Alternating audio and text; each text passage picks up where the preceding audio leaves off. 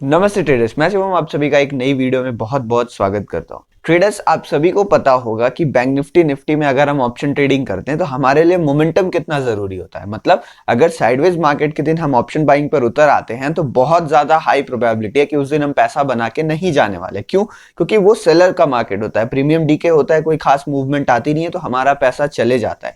और जिस भी दिन मार्केट ट्रेंडिंग होता है उस दिन सेलर्स को डर लगता है और ऑप्शन बायर के पास अपॉर्चुनिटी होती है कि वो बहुत बड़ा पैसा बना सके।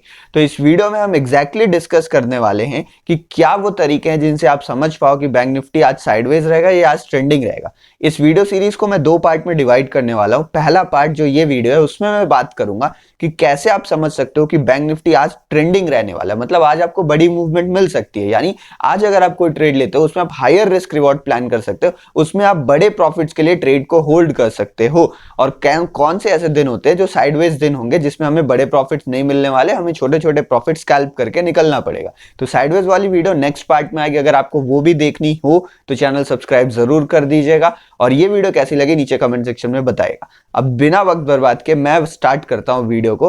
पहले मैं आपको थ्योरी में थोड़ा पार्ट समझाऊंगा, उसके बाद मैं चार्ट पर ले चलूंगा और वहां आपको एग्जांपल की मदद से एक्सप्लेन करूंगा कि आखिर हमें कैसे अंदाजा लगाना है, कैसे ये समझना है कि मार्केट में बड़ी मूवमेंट आ सकती है या नहीं। तो देखिए, मार्केट खुलने से एक दिन पहले जो हम करते हैं उसे हम ट्रेड प्लान बनाना कहते हैं या प्री मार्केट एनालिसिस करते हैं। तो ट्रेड प्लान एक बहुत वास्ट चीज, आप देखते हो कि सुबह मैं स्ट्रीम स्टार्ट करता हूं 8:30 बजे, लगभग 40 मिनट तक हम ट्रेड प्लान पर डिस्कशन करते हैं। तो ट्रेड प्लान में बहुत सारी चीजें आती हैं, लेकिन उसका एक अहम हिस्सा यह समझना होता है कि मार्केट का स्ट्रक्चर क्या चल रहा है। क्या मार्केट अभी ट्रेंडिंग है? एग्जैक्टली मार्केट स्ट्रक्चर कैसे समझना है ना, अभी कुछ ही मिनटों में मैं चार्ट में आपको चल के समझाऊंगा। लेकिन आप ये समझो कि दो चीजें हैं जिस पर आपको गौर करना पड़ेगा अगर आप ये जानना चाहते हो कि मूवमेंट कैसी आने वाली है।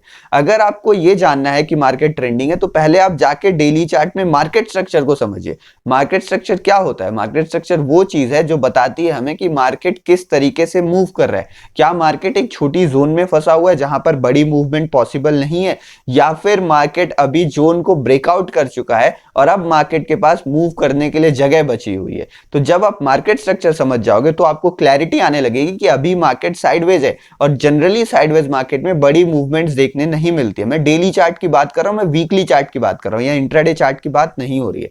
और अगर आप डेली वीकली चार्ट में ट्रेंडिंग मार्केट देखते हो, मार्केट स्ट्रक्चर को बदलते हुए देखते हो, तो आप तैयार रह सकते हो कि आपको एक बड़ा ट्रेंड देखने मिल सकता है इन कमिंग डेज या फिर अगले ही दिन। तो इस चीज का हमें ध्यान रखना पड़ता है। दूसरी जो सबसे जरूरी चीज है वो वोलेटिलिटी साइकिल है। देखो, स्टॉक मार्केट में साइकिल हर चीज की चलती है। साइकिल मतलब समझ रहे हो, जो गोल गोल घूमता है। तो मार्केट में वोलेटिलिटी की भी साइकिल चलती है। वोलेटिलिटी मतलब कभी मार्केट यानी बैंक निफ्टी या निफ्टी का जो एवरेज ट्रेडिंग रेंज होता है वो बहुत छोटा हो जाता है और कभी कभी एवरेज ट्रेडिंग रेंज बहुत बड़ा हो जाता है। एग्जाम्पल के लिए मैं आपको समझाता हूं, जब बजट के टाइम आप ट्रेड करते हो आपने देखा दिन में हजार हजार पॉइंट मूवमेंट की बात, जो हजार हजार मूवमेंट की बात थी वो कोई बड़ी बात नहीं थी। हर रोज 1000 पॉइंट मूव कर रहा था, एक एक कैंडल 200 पॉइंट की बन रही थी बजट के एक दो वीक पहले से ही। लेकिन जैसे ही बजट खत्म हुआ, एक वीक बाद वोलेटिलिटी शांत हुआ, आपने देखा मार्केट कितना स्लो डाउन हो गया। तो वोलेटिलिटी ऐसे चढ़ी और फिर वोलेटिलिटी नीचे की तरफ गिर गई। तो ये जो वोलेटिलिटी साइकिल का क्रेस्ट एंड ट्रॉफ होता है उसको आपको समझना पड़ेगा कि कब वोलेटिलिटी बढ़ रही है कब घट रही है। और एक बार वो साइकिल आप ट्रैक करने लगे ना तो आपको पता चल जाएगा कि मार्केट अभी पीक वोलेटाइल है, तो वहां पे मुझे ट्रेंडिंग मूव्स मिल सकते हैं, वहां मैं मार्केट को बड़े टारगेट्स के लिए होल्ड कर सकता हूं। ये दो थियोरेटिकल बातें थी। आई होप आधी चीजें समझ में आई होंगी, आधी चीजें अभी समझ में नहीं आई होंगी। तो उसका डिस्कशन अब मैं चार्ट में लेके चलने वाला हूं और उसके बाद आपको पूरी क्लैरिटी हो जाएगी कि आखिर ट्रेंडिंग मार्केट कैसे पहचानना होता है। तो चलिए ट्रेडर्स, यहां पर हम चार्ट में आ गए और अब चार्ट में देखते हैं कि आखिर एग्जैक्टली जो दो पॉइंट्स मैंने आपको बताया उसको आपको इंप्लीमेंट कैसे करना है। तो जो पहला पॉइंट हमने डिस्कस किया था वो था मार्केट स्ट्रक्चर का। आपको मार्केट स्ट्रक्चर समझना पड़ेगा तो ही आप ये प्रेडिक्ट कर पाओगे कि कल का मार्केट ट्रेंडिंग होगा या नहीं, आप बड़े पैसे कमाने वाले हो या नहीं। तो मार्केट स्ट्रक्चर समझने का क्या तरीका है, उससे पहले मैं आपको बता दूं मार्केट स्ट्रक्चर होते क्या है। तो बेसिकली दो तरीके का मार्केट स्ट्रक्चर होता है। एक होता है ट्रेंडिंग, जहां पर मार्केट तेजी से किसी एक डायरेक्शन में जा रहा होता है, और दूसरा मार्केट स्ट्रक्चर होता है साइडवेज। तो अगर हमको बड़ी मूवमेंट्स पकड़नी है ना तो हमें ट्रेंडिंग मार्केट स्ट्रक्चर चाहिए। अब सवाल उठता है कि हम आइडेंटिफाई कैसे करें। तो अब मैं आपको बताता हूं कि ट्रेंडिंग मार्केट स्ट्रक्चर आपको आइडेंटिफाई कैसे करना है। ट्रेंडिंग मार्केट स्ट्रक्चर समझने के लिए आपको यह समझना जरूरी है कि जब भी मार्केट दो लेवल्स के बीच में फंसा हुआ है ना, और जनरली मार्केट फंसता है क्योंकि मार्केट स्ट्रक्चर किस तरीके से काम करता है, ट्रेंडिंग, साइडवेज, फिर ट्रेंडिंग और फिर साइडवेज फिर ट्रेंडिंग, इसी तरीके से काम करता है। मतलब पहले ट्रेंडिंग होगा फिर साइडवेज, तो अप ट्रेंड डाउन ट्रेंड। मतलब आपको अगर मैं क्लियरली बताना चाहूँ तो मार्केट स्ट्रक्चर इस तरीके से काम करता है। ये हो गया साइडवेज, यहाँ से गया ऊपर, यहाँ पे इसको हम कहेंगे अप ट्रेंड, फिर हो गया मार्केट साइडवेज, फिर मार्केट नीचे आया, इसको हम कहेंगे डाउन ट्रेंड, डाउन ट्रेंड के बाद मार्केट फिर साइडवेज हो गया, यहाँ से फिर ऊपर जाएगा अप ट्रेंड और साइडवेज। तो इसी तरीके से मार्केट चलते रहता है। मतलब up trend down trend sideways, ये 3 साइकिल्स के बीच में घूमता है। कभी कभी ऐसे भी बन जाता है अप ट्रेंड साइडवेज फिर up trend, down trend sideways फिर डाउन ट्रेंड, बट ये साइकिल चलते रहेगा ट्रेंडिंग और साइडवेज मार्केट का। तो हमारा बड़ा पैसा इन्हीं जगहों पे बनने वाला है, इन जगहों पर। तो आपको ये आइडेंटिफाई करना पड़ेगा कि साइडवेज कहाँ हो रहा है मार्केट, और इसको समझने के लिए आपको ये जानना जरूरी है कि आपको मार्केट में रेंज पकड़नी आनी चाहिए। देखो जो सेकेंड पार्ट बनेगा ना, उसमें भी इसका रोल है। मतलब साइडवेज मार्केट समझने के लिए रेंज समझना जरूरी है, और ट्रेंडिंग मार्केट समझने के लिए इस रेंज का ब्रेकआउट समझना जरूरी है। तो कभी भी मार्केट स्ट्रक्चर में आपको एक ब्रेकआउट नजर आ रहा है, कौन से चार्ट में? डेली चार्ट में। अगर किसी डेली चार्ट में आपको किसी लेवल का ब्रेकआउट नजर आ रहा है, तो आप समझिए अगले दिन आपको एक बड़ी मूवमेंट देखने मिल सकती है। अगले दिन हो सकता है कि आपको एक बड़ा प्रॉफिट मिल जाए। तो ये हो गया हमारा पॉइंट नंबर 1। अब मैं आपको एक जरूरी चीज बताता हूं कि आपको रेंज ढूंढनी है। मैंने कहा ना 2 लेवल्स आपको ढूंढने, तो 2 लेवल्स मतलब रेंज। जैसे मार्केट में यहां पर एक रेंज बनी, यहां पर एक रेंज बनी, यहां पर एक रेंज बनी, इस जगह पर एक रेंज बनी। तो आप देखो जैसे ही रेंज का ब्रेकआउट आ रहा है, बड़ी मूवमेंट बड़ी मूवमेंट बड़ी मूवमेंट बड़ी मूवमेंट, यहां भी रेंज का ब्रेकआउट आया, बड़ी मूवमेंट मिली आपको, और उसके बीच में छोटी छोटी कैंडल्स बन रही थी। तो पहली चीज तो आप रेंज देखोगे। दूसरी चीज जो आपको देखनी है ना, वो ब्रेकआउट का तरीका। मैं यहां पर आपको एक जरूरी चीज बताता हूं। मान लो ये रेंज बनी हुई है यहाँ पे, ठीक है, और किसी एक दिन डेली कैंडल, मान लीजिए ग्रीन डेली कैंडल यहां पर जाके क्लोज हो जाती है, यहां पर कोई एक कैंडल क्लोज हो गई, तो यहां पर हमें लगता है कि मार्केट में ब्रेकआउट आ गया है। लेकिन इसको पता है हम क्या कहते हैं? इसको कहते हैं ब्रेकआउट इनिशिएशन, या फिर ट्रेंड इनिशिएशन आप कह लो। इसको ऐसा क्यों कहा जाता है? क्योंकि ये पहली कैंडल थी जो मार्केट के उस रेंज के बाहर क्लोज हुई है। क्लोजिंग बहुत ज्यादा जरूरी है डेली कैंडल की। तो अगले दिन मैं यहां पर एक्सपेक्ट करूंगा कि मार्केट में एक बड़ी मूवमेंट आ सकती है, लेकिन ये ध्यान में रखते हुए कि अभी ब्रेकआउट कंफर्म नहीं हुआ है, अभी ब्रेकआउट इनिशिएट हुआ है।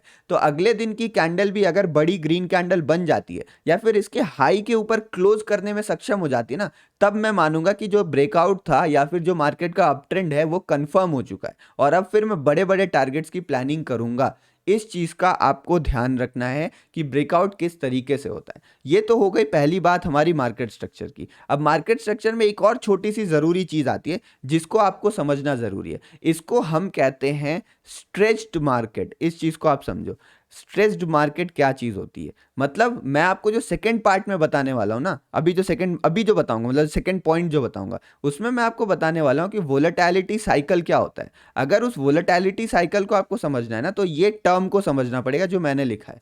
देखो मार्केट में यहां पर ब्रेकआउट आया, इस जगह पे मार्केट का ब्रेकआउट आया, तो मार्केट अब कितना तेजी से ऊपर भाग सकता है? अब मार्केट यहां से डायरेक्ट भाग के 10,000 पॉइंट तो नहीं जाने वाला। मार्केट के भागने की एक सीमा होगी, तो जनरली वो हर मार्केट का अलग अलग होता है। आप बैंक निफ्टी का मान सकते हो ज्यादा से ज्यादा 2,500 पॉइंट, 2 से 2,500 पॉइंट, और निफ्टी में यही आप मान लो 1,200 पॉइंट या फिर 1,000-1,200 पॉइंट के आसपास। तो अगर बैंक निफ्टी एक साथ ट्रेंडिंग मूवमेंट करके 2,000-2,500 पॉइंट भाग गया ना, तो उसके अगले दिन या फिर उसके अगले 1-2 दिन मार्केट फास्ट मोमेंटम नहीं करेगा, मार्केट साइडवेज हो जाएगा। तो इसीलिए आपको जरूरी समझना यह है कि मार्केट कहां से भाग रहा है। जैसे आप देखोगे इस मार्केट ने लगभग अपनी दौड़ यहां से शुरू की थी, कहां से? 39,400 से, और अभी मार्केट कहां चल रहा है? 40,800। मतलब अभी केवल 1,400 पॉइंट की मूवमेंट इसमें आई है, और आप देखोगे ये कैंडल छोटी बनने लगी। 1,400 पॉइंट के बाद ही ये कैंडल छोटी बनने लगी। तो अगर यहां पर एक और बड़ी कैंडल बन जाती है, तो उसके बाद मैं यही एक्सपेक्ट करूंगा कि मार्केट में फिर छोटी छोटी कैंडल बनने वाली है। तो आप देख रहे हो किस तरीके से साइकिल चेंज हो रहा है। यहां पे मार्केट वोलेटाइल हुआ, फिर मार्केट साइडवेज होगा, फिर मार्केट फिर दौड़ लगाएगा कहीं पे ऊपर या नीचे। तो ये समझना आपको जरूरी है कि मार्केट धीरे धीरे स्ट्रेच होते जाता है। स्ट्रेच मतलब ऐसे रबड़ होती है ना, उसको आप खींचो, तो खींचते खींचते एक लेवल के बाद रबड़ दोबारा वापस आने लगते हैं, आप और उसको नहीं खींच पाते हो। तो उसी तरीके से मार्केट एक साथ ज्यादा पॉइंट नहीं भाग सकता है। तो जब आप डेली एनालिसिस करो तो इस चीज को भी अपने दिमाग में रखिए कि मार्केट अब बहुत ज्यादा स्ट्रेच हो चुका है, तो हो सकता है दोबारा साइडवेज फेज आए, या फिर मार्केट का ट्रेंड बदल जाए और मुझे ऑपोजिट साइड में ट्रेड मिल जाए। तो ये मार्केट स्ट्रक्चर का पॉइंट था जिसको आपको ध्यान में रखना है, जो 3-4 चीजें मैंने बताई। अब सेकंड पॉइंट पे बात कर लेते हैं कि वोलेटिलिटी साइकिल क्या होता है और इसको एग्जैक्टली समझते कैसे हैं। तो शायद अब आपको आइडिया लग गया होगा कि मैं क्या कहने वाला हूं। तो बेसिकली बेसिकली वोलेटिलिटी साइकिल को समझने के लिए, ये स्पेलिंग गलत होगा तो आप पता वो छोड़ देना, इसको इग्नोर करिएगा।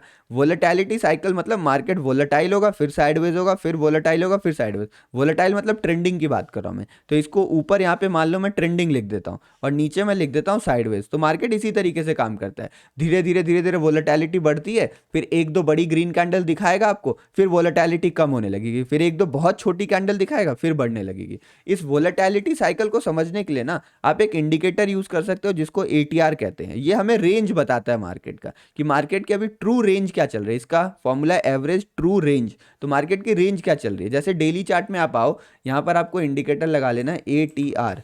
अगर मैं यहाँ पर एटीआर इंडिकेटर सर्च करता हूँ और इसको मैं लगा लेता हूँ, इन सारी चीज़ों को हम कैंसिल कर देते हैं। तो यहाँ पर देखो मैंने एटीआर इंडिकेटर लगा लिया, इसको मैं थोड़ा सा, इसको आप मत छेड़ेगा, इसको जो भी है रहने दो। आप इसको लेंथ 14 भी कर सकते हो, आप इसका लेंथ 20 भी कर सकते हो। जनरली मैं 20 रखना पसंद करता हूँ क्योंकि 20 मुझे अच्छा लगता है। मैं 20 के सेटिंग्स में बहुत सारे इंडिकेटर यूज़ करता हूँ, बट कुछ खास फर्क नहीं पड़ता है। ये प्रीवियस 20 दिन का देखेगा तो उस हिसाब से चीज़ें काम करती है। तो आप ये चार्ट देख रहे हो, यहाँ पर आपको वोलेटिलिटी पता चलेगी। अब ये देखो, ये यहाँ पे कितना तेजी से राइज किया। तो ये यहाँ पर जो फॉल आया था 2020 का, ये कोविड का टाइम था। कोविड के टाइम वोलेटिलिटी इतनी ज़्यादा थी, और यहाँ पर देखो फिर वोलेटिलिटी नॉर्मल हुई, लेकिन ये आपको दिख रहा है वोलेटिलिटी घट रही है, बढ़ रही है, फिर घट रही है, फिर बढ़ रही है, फिर घट रही है, फिर बढ़ रही है। तो इसी तरीके से मार्केट काम करता है। तो अगर आप यहाँ पर आओगे, आपको ये पॉइंट दिखा देगा, जैसे 600 दिखा रहा है अभी, तो अभी जो बैंक निफ्टी की एक कैंडल बन सकती है ना, वो 600 पॉइंट के आसपास बन सकती है। तो ज्यादा चांसेस ये है कि कैंडल 600 पॉइंट के आसपास बनेगी, या उससे थोड़ा ज्यादा 100 पॉइंट 200 पॉइंट ज्यादा बनेगी।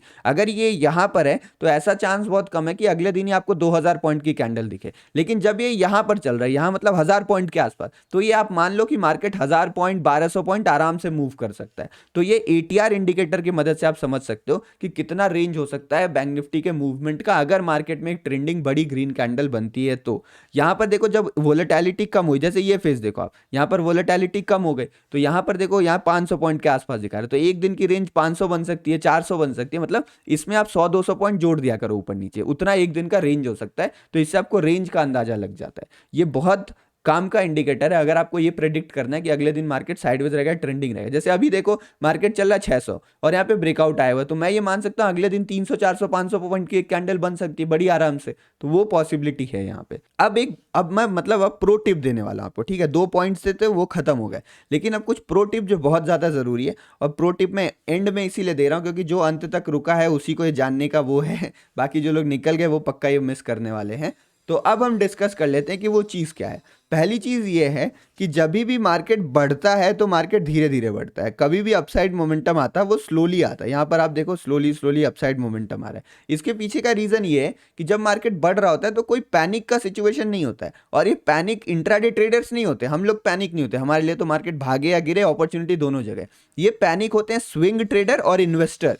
तो आप बोलो मार्केट बढ़ रहा है तो कोई अपना प्रॉफिट बुकिंग क्यों करेगा, कोई ज्यादा जल्दी से खरीदेगा भी क्यों, लोग धीरे धीरे खरीदेंगे। तो कोई जब मार्केट भागता है तब पैनिक नहीं करता है। लेकिन जब मार्केट गिरता है, जब मार्केट में डाउन ट्रेंड स्टार्ट होता है, तो मार्केट में एक बड़ी फास्ट मोमेंटम आती है, क्योंकि ये जो दो लोग हैं ना, स्विंग ट्रेडर और इन्वेस्टर, वो पैनिक में आके अपनी पोजीशन बेचते हैं। तो जब मार्केट में माल बेचा जाता है तो गिरावट तेज हो जाती है। या आप देखो नीचे की बड़ी बड़ी कैंडल्स, मतलब आप सारी कैंडल निकाल दो ना तो 70% कैंडल आपको नीचे की बड़ी बड़ी दिखेंगी। ये देखो ऊपर जा रहा था लेकिन कोई बड़ी बड़ी कैंडल नहीं बन रही थी, गिरा देखो आप कितना फास्ट। उसी तरीके से गिरावट अक्सर हमेशा तेज आती है, और जब मार्केट ऊपर बढ़ रहा होता है तो धीरे धीरे बढ़ता है। ये प्रो टिप 1 थी। और प्रो टिप 2 यही है कि मार्केट में आप देखा करोगे ट्रैपिंग वगैरह क्या हो रही है, ये आप देखा करोगे ट्रैप कौन हो रहा है, ट्रैप के बाद अच्छी मूवमेंट मिलती है। और तीसरी चीज ये है थोड़ा न्यूज और ग्लोबल सिनेरियो पर ध्यान रखना। कभी भी मार्केट में एक तगड़ी न्यूज आती है तो बड़ा मोमेंटम देखने को मिलता है, मतलब वो बहुत सरप्राइजिंग हो सकता है, आपको आइडिया भी नहीं लगेगा और वो मूवमेंट इतना फास्ट आ जाएगा, मतलब प्राइस एक्शन आपको नहीं बता पाए। क्यों? क्योंकि मार्केट में न्यूज थी ऐसी। बजट के टाइम वोलेटिलिटी क्यों बढ़ जाती है? क्योंकि न्यूज है, वो बजट बहुत इंपॉर्टेंट है मार्केट्स के लिए, तो इसीलिए वोलेटाइल हो जाता है। बजट के दिन बड़ी कैंडल इसीलिए तो बनती है। आप ये देखो, ये बजट की कैंडल थी, ये वाली कैंडल अगर मैं आपको दिखाऊं, ये जो इतनी बड़ी कैंडल बनी है ना ऊपर से लेके नीचे तक, ये बजट वाली कैंडल है, यहां से लेके यहां तक। तो ये इतनी बड़ी क्यों बनी? क्योंकि कोई इंपॉर्टेंट न्यूज था। यहां पर भी ये फॉल क्यों आया? क्योंकि अडानी की कंपनी गिर रही थी, यहाँ पे हिंडनबर्ग का रिपोर्ट इस जगह कहीं आसपास आया था। कोविड में इतनी बड़ी मूवमेंट क्यों आई? क्योंकि न्यूज था कोविड का। तो इसीलिए न्यूज और ग्लोबल सिनेरियो को भी ट्रैक करना जरूरी है। तभी मैं जब सुबह लाइव स्ट्रीम करता हूं, आप लोग को नहीं पता है तो बता दूं, हर रोज सुबह 8:30 बजे मैं मार्केट की कंप्लीट एनालिसिस करता हूं। मेरे साथ बहुत सारे लोग रहते हैं और हम सब मिलकर एनालिसिस करते हैं कि मार्केट का नेक्स्ट दिन क्या क्या हो सकता है, मतलब आज के दिन मार्केट किस तरीके से ट्रेड कर सकता है सुबह 8:30 बजे। तो अगर आपके पास टाइम हो तो ज्वाइन जरूर क्या करें, मार्केट से पहले एक जबरदस्त आइडिया लग जाता है कि आज मार्केट किस तरीके से कामकाज कर सकता है। आई होप इन सब चीजों के बाद अब क्लैरिटी आ गई होगी कि किस तरीके से आपको अगले दिन की तैयारी करनी है। ये डेली प्लान का एक छोटा सा हिस्सा है। अगर वीडियो सही लगा आप लोगों को तो बताइएगा, मैं आगे की भी वीडियोस आपके लिए बना दूंगा।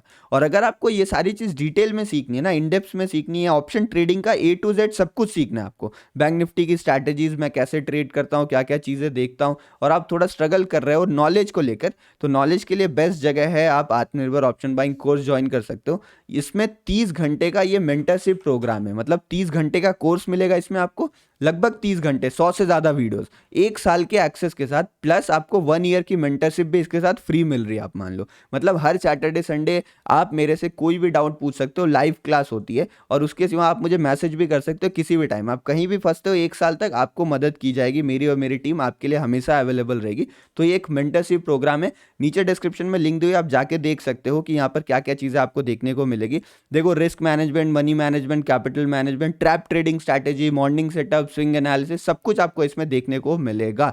तो आई होप वीडियो को इन्हीं शब्दों के साथ मैं एंड करना चाहूंगा, और ये वीडियो आपको पसंद आई होगी, मेरी यही उम्मीद है। चलिए वीडियो को बंद करते हैं। धन्यवाद, जय हिंद, आप सभी को महावीर जयंती की शुभकामनाएं।